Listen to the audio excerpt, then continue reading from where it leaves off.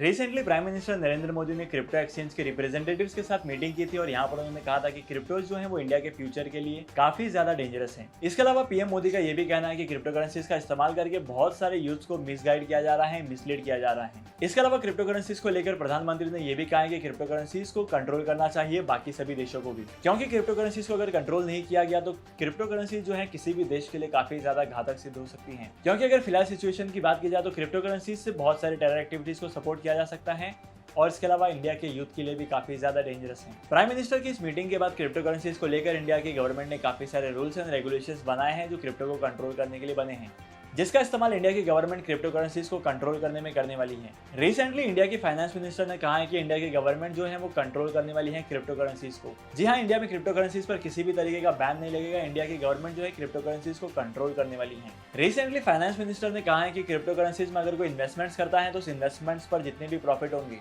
उस पर सबसे ज्यादा टैक्सेस पे करने पड़ेंगे और क्रिप्टो करेंसीज पर इन्वेस्टमेंट्स करने पर जो इन्वेस्टर टैक्स भरेगा वो इंडिया की गवर्नमेंट के पास जाएगा और इसी से इंडियन गवर्नमेंट के पास एक और सोर्स हो जाएगा रेवेन्यू जनरेट करने का। लेकिन यहाँ पर क्रिप्टो करेंसीज पर इन्वेस्टमेंट्स करने के लिए टैक्स कितना लगने वाला है ये अभी तक क्लियर नहीं हुआ है, जो अपकमिंग बजट में क्लियर होगा।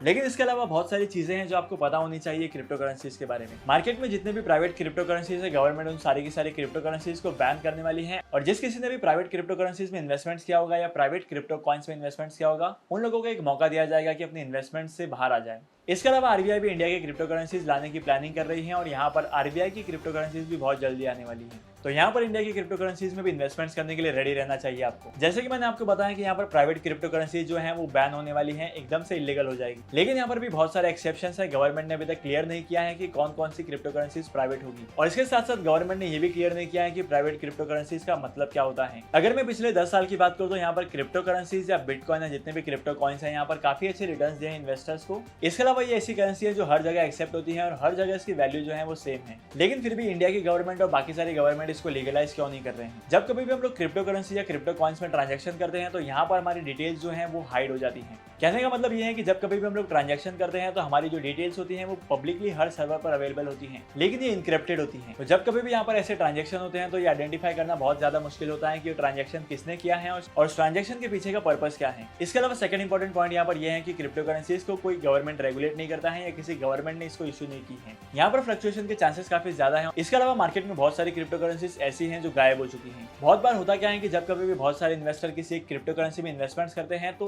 लास्ट में जाकर वो क्रिप्टो करेंसी जिसने बनाई है वो क्रिप्टो करेंसीज को मार्केट से गायब कर देता है और अपना प्रॉफिट बुक कर लेता है। तो यहाँ पर काफी ज्यादा रिस्क है कि आप अपने खुद के कैपिटल को लूज कर सकते हो और यहाँ पर आपका लॉस जो है वो काफी बड़ा हो सकता है। होप करता हूँ कि आज की वीडियो से आपको क्रिप्टो करेंसीज के लेटेस्ट अपडेट्स के बारे में पता चला होगा और इसके साथ साथ इसके अलावा आपको क्या लगता है कि क्रिप्टो करेंसीज को बैन करना चाहिए या नहीं करना चाहिए। अपना ओपिनियन मुझे कमेंट सेक्शन में जरूर बताना। आज की इंपॉर्टेंट वीडियो को यहीं पर खत्म करते हैं। मैं आपको मिलूंगा अगली वीडियो में नए टॉपिक के साथ, एक इंटरेस्टिंग टॉपिक के साथ जहां पर हम लोग बात करेंगे मार्केट के लेटेस्ट अपडेट्स के बारे में। तब तक के लिए signing off and happy investing.